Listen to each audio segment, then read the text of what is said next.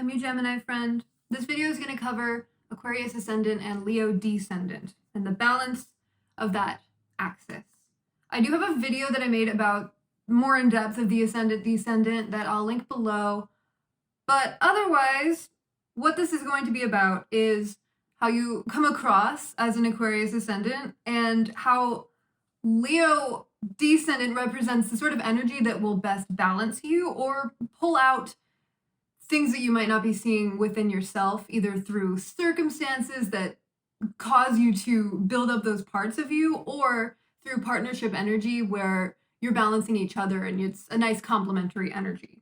So, to start off, Aquarius Ascendant means that your ruling planet is Uranus, which is a very interesting ruling planet to have. You'll want to look at your chart.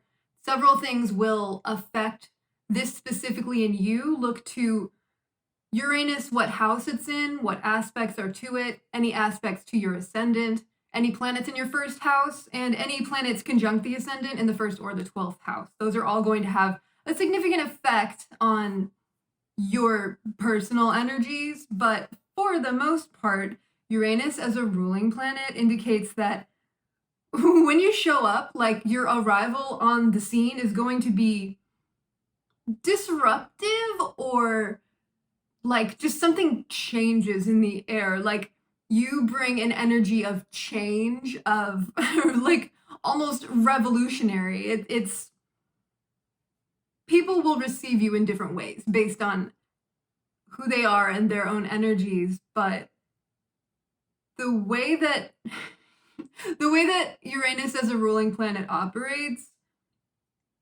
kind of makes you look at life itself and then say, okay, how can I do it differently? How can I go against the grain? How can I be non-conformist? But it's not a conscious thought necessarily. It's just a way of operating. It's very genuine. It's authentic non-conformity. People might not expect the way that you present yourself or show up altogether. It's just like unexpected, surprising, shocking, potentially abrasive to anything that is maybe no longer meant to stay that way. Uranus is all about change, breaking things down that no longer need to be the way that they are, questioning them, and progress.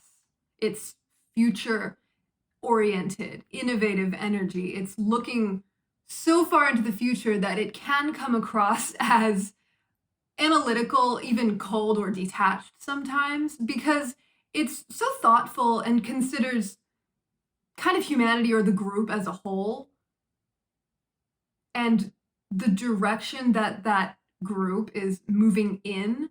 So it's kind of like foregoing the personal identity for the role that you're playing within the group, which is usually as like a pioneer or a leader of some sort. So characteristics of Aquarius Ascendant are uniqueness, nonconformity, group-oriented, humanitarian, progressive. Out there with your ideas, you probably like to disrupt the normal way of thinking. You might want to come across as different just like at first glance. So you might be more attracted to a presentation that is abnormal or gets attention in some sort of way. This isn't necessarily a looking for attention type energy, but it is a looking to set yourself apart. It's also very intellectual. You want to come across as an intelligent person who knows a lot of things, and at the same time, open-minded, non-judgmental, somebody who is extremely tolerant of like all ways of being for the most part is healthy Aquarius energy, really looking to everyone and like seeing the group, seeing what makes up the group, and seeing what needs to go, what needs to be emphasized. It's It's a fixed sign though, so you can definitely be stubborn in your views or really stick to your ideas. This gives a great sense of stick-to-itiveness when it comes to taking on a specific project or what's the word for, or cause. But see, this detachment that can come across from other people, like, it's not a particularly warm energy. Obviously, it's going to depend, like, other energies that you have within your chart and where they are, but Aquarius is typically seen as more cold and analytical and, like, just taking what needs to be done and doing it and not getting personal about it and maybe not indulging other people's feelings. So a really good balancing energy for you is the opposite sign on the axis, Leo, because Leo, it has a lot in common with Aquarius because it's a fixed energy, it's really driven and creative. They both have creativity and leadership in common. But the thing about Leo is it's incredibly warm and it's all about what makes you as an individual special, what you as an individual have to show and present to the world, what makes you who you are, which is so directly opposite the Aquarius idea of who you are in a group, who you are moving forward with humanity and what you can do, like who you are being within the collective. Leo is about what makes you stand out. So when Aquarius energy puts forth an idea, they will be coming at it from a much more intellectual place, a lot of thought into the future, a lot of thought of like everyone involved. Leo comes in and is like, okay, that's nice, but they'll question it from a more feelings point of view. They'll consider the emotion and the passion and the drive behind it is fueled by passion, warmth, fire, emotion, personal creativity and motivation. It's a similar energy, but it's the entire opposite side of it where it's like, this is what makes me special, what makes you special. Leo is a very generous energy, and Leo loves to motivate other people to figure themselves out and how they want to express themselves. Like, healthy Leo energy is strongly confident, boldly themselves, and in that way inspires other people to also boldly be themselves and be confident and show what they have to share with the world.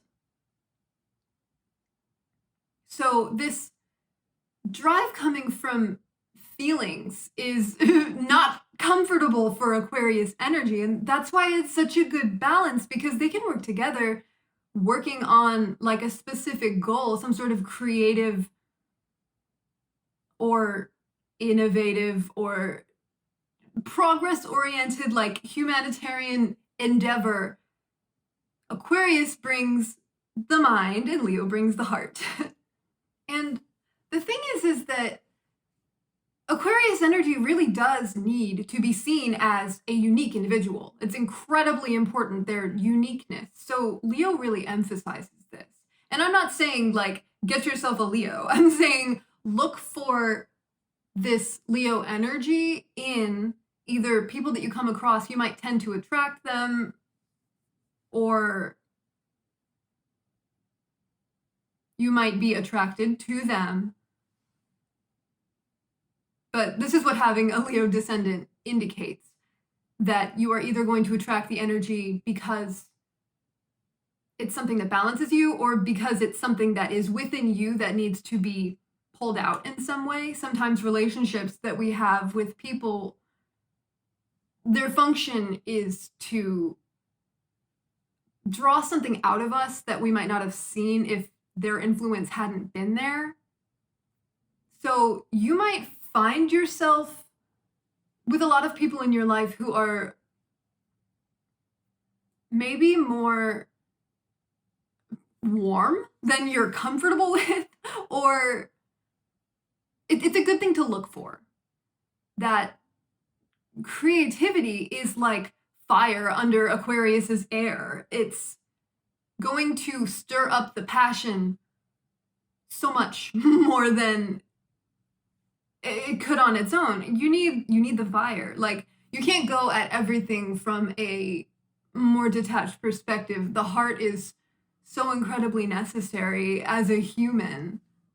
And Leo is a very strong energy. It's a strong personality, and so is Aquarius. So it's kind of like two individual energies that are going to boldly be themselves, and in that way neither one is going to back down. Like, you'll be you, they'll be them, and neither one is going to be willing to change that, but in that way, like a forced acceptance of something so different from you that is still quite similar in a way.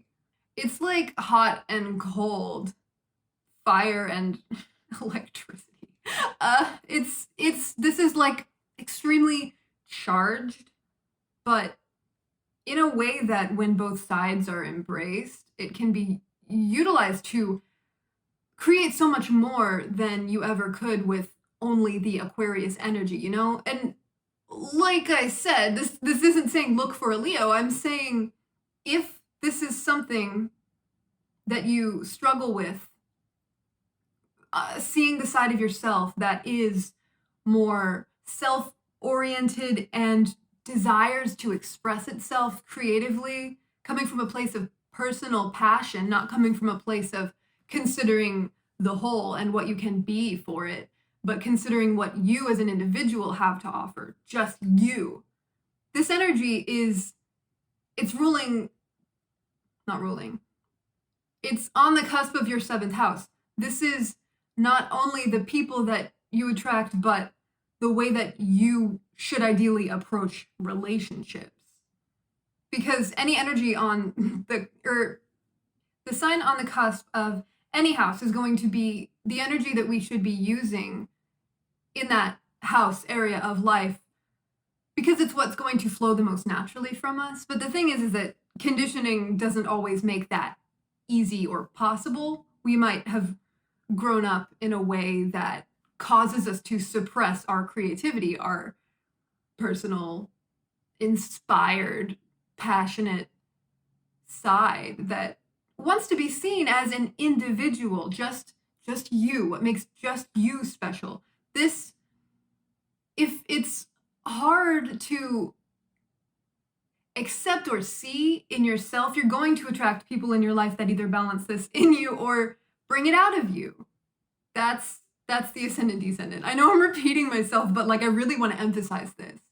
So if you do have an Aquarius Ascendant, definitely focus on your own projects, your own interests, and what you feel makes you the most special, not what you can do for others, what you can do for yourself. This is actually a really important ascendant sign to make sure that you are nourishing the parts of you that are more feeling, more emotionally driven, because we all have all energies inside us somewhere. And this indicates that as a partner, you can also be greatly warm and appreciative. So try to lean into that energy if you are not already. And you might find that it brings some extra motivation to any of your goals, the things that you're working towards in life. But so Aquarius, Leo, both energies are incredibly creative, just coming from a different place. But working together, they can really help like foster the creativity and make it into something that is bigger than just an individual, you know, bigger than just what you have to show. It's how they work together. So I hope this made sense, and I hope that you liked it. Let me know what you think. And I do offer personal readings if you are at all interested. Link to my Etsy will be below. Thank you so much for watching. You're wonderful. I love you. Have a beautiful day.